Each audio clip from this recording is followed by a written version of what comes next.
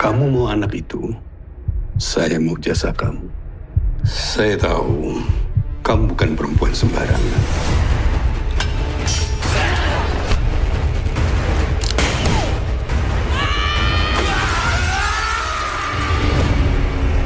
Their bodies all over Jakarta.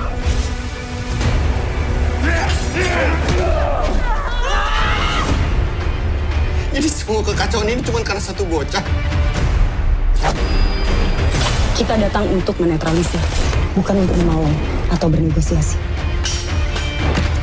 Ini Toto 13.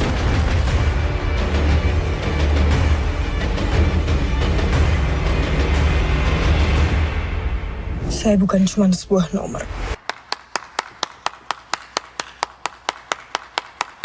Alright, so I just came from watching The Shadow Strays.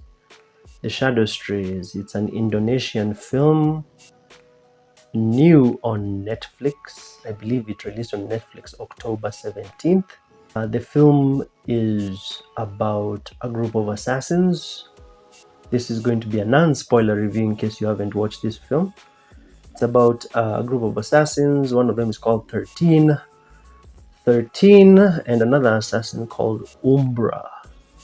They go for a mission in Japan, and the mission doesn't go very well for 13, so she's kind of put on like probation, and in like a period of 2 weeks she has nothing to do. She's very angry because she's been put on probation.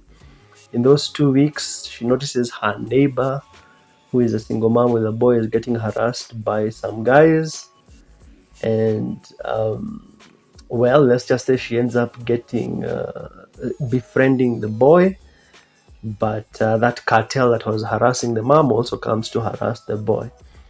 The cartel has 3 main bad guys. One of them is called Haga, the other one is some crooked cop, the other one is some dude who wears a weird sex mask.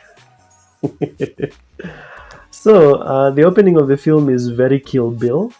If you've watched Kill Bill, especially because Kill Bill 1 has a Japanese villain, there are some scenes in this movie that are like straight out of Kill Bill. Very good fight choreography. Some of the fight scenes in this film are just bananas, crazy pants, crazy fire. There's a club scene which I felt was like straight out of John Wick, with the way it looked, the music. Some people were acting very weirdly. Umbra was fine, 13 was fine. Even a certain guy who is part of the drug cartel called Jackie was also fine. But there is this one guy, when the assassins are in Japan, there's this one guy.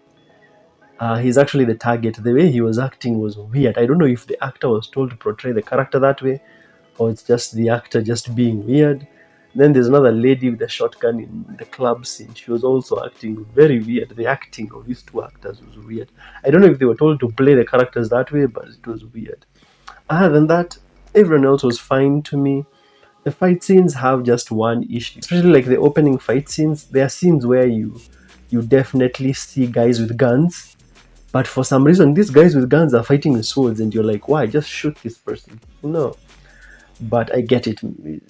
Films always have this issue where they're like, the person they should be killing, they should just and shoot them.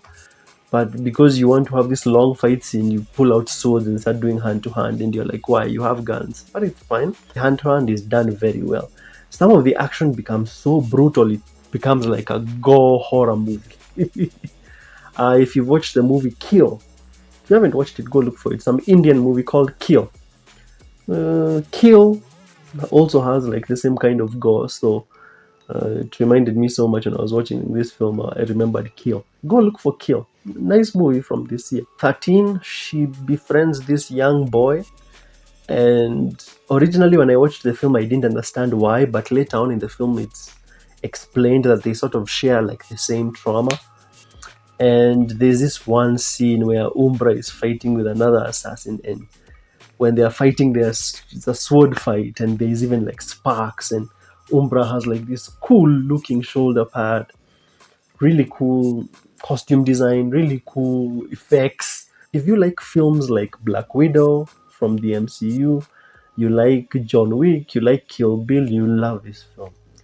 And the movie has really great pacing for something that is like 2 hours 20 minutes. Ooh, really good pacing.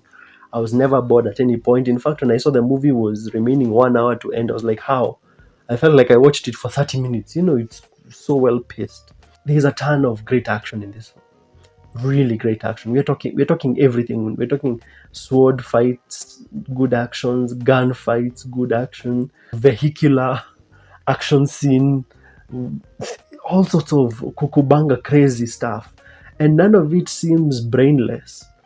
So what I mean by brainless is whenever you're watching, it's not just action for the sake of action. The action is happening because it's part of the story and it's part of the plot. You understand why everyone is killing everyone or why everyone is shooting everyone.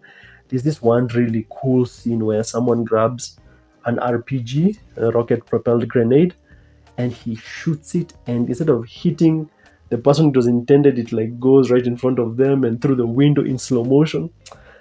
Really good use of slow motion in this film. It's not overused like some other films like Rebel Moon. Really good use of slow motion. The actress who plays Umbra, really good actress. Really good actress in my opinion. Whenever she's like killing people, she does this thing where she does multiple stabbings, like where she stabs you multiple times. There's this one scene where she's fighting with a dude and there's just blood spraying. Really great. I think my only complaints about this movie is the character of Umbra. There are multiple times where Umbra was supposed to kill someone, but she hesitates. Umbra is the commander trainer of Agent 13. There are many times she hesitates, and you're like, why are you hesitating? Like, she definitely wants to kill you, but every time she has like the kill shot, she hesitates, and I was like, why? Do it if you're going to do it. I hate it when movies do that. They have you right there, so do it. But I get it. It's part of her character a bit to hesitate. I get it. She has her reasons, but as a person who was watching it for the first time, I was like, why are you stopping? Do it. Some of the fight scenes, once again, I should mention, just madness. Pure high octane on cocaine madness. That's how the fight scenes are. The fight scene is like, if you were watching the movie with popcorn, you have to stop eating popcorn so that you watch it because it's so fast and so well done. The fight scenes, especially when they start using cars, weapons, guns, swords, combining all of them. There's a scene where someone is in a car and like drifting around while someone is shooting at them. Crazy. John Wick level type violence. I cannot complain about this film. I think the only small other complaint that I would add is I never really got to know 13 well as a character. I never really got to know her that well. I'm comparing this film to like John Wick, or I'm using John Wick as a like comparison. But with John Wick, I really got to know John Wick as a person. Here, I don't really get to know 13 well as a person. They're all good characters. I just don't get to know them well and get very attached to them. Especially even the way 13 gets to like this young boy Monji. It seems kind of rushed, but I can't complain. It works because she liked him because they had like a shared trauma. Out of 10, I give this movie an 8. They really put a lot of work into those fight scenes. I could see the work. It was very good. On this screen, I'll leave other reviews for movies of 2024, especially Netflix ones. I've reviewed so many of them. If you've enjoyed this review, make sure to smash like and subscribe. Subscribe because I'm trying to do daily reviews every day. And then I will see you in the next one. Tell me what you thought of this film. Bye for now.